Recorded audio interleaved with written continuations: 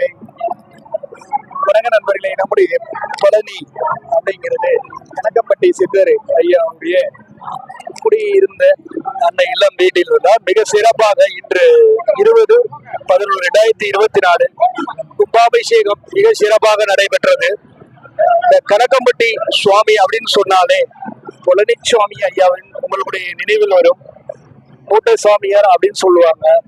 நம்முடைய சுவாமி பல அடியார்கள், சிவா அடியார்கள், பொதுமக்கள்கள் மற்றும் மக்கள், சிவாச்சாரியர்கள் மிக சிறப்பாக இங்க பக்தர்கள்